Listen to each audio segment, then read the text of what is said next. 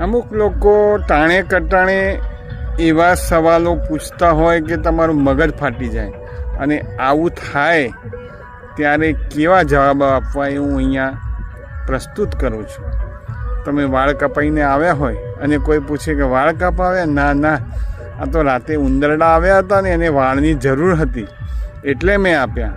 મંદિરમાં કોઈ મળે કે દર્શન કરવા આવ્યા? ના રે ના, આ તો મારા જૂના ચપ્પલ ઘસાઈ ગયા હતા ને એટલે મૂકવા આવ્યો છું. અને જો સ્કૂટર લીધું હોય નવું તો અરે વાહ, તમે તો નવું સ્કૂટર લીધું. ના રે ના, કોઈને કહેતા નહીં, શોરૂમમાંથી સીધું જ ચોરીને લાવ્યો છું. અને કોઈ એમ કહે કે તું તો બહુ મોટો થઈ ગયો, હા તો હવે પગે પડો, હું 20 રૂપિયા આપું. પછી તમે કોઈ લાઇનમાં ઊભા હોય, કેરોસીનની હોય કે ગમે તે લાઇનમાં ઊભા હોય, એને કોક તો નમૂનો મળી જાય. લાઇનમાં ઊભા છો? ના ના, અમે તો બધા લાઇનમાં ડાન્સ કરવા ઊભા છે. જોજો ને હમણાં મ્યુઝિક વાગશે એટલે બધા લાઇનમાં જ ઊભા રહેશે. અને કોઈ બિચારો કાચો કુંવારો હોય અને એને કોઈક તો માસી લગ્નના ટાણે અવશ્ય પૂછે, શું થયું પછી તારે ગોઠવાયું કે નહીં?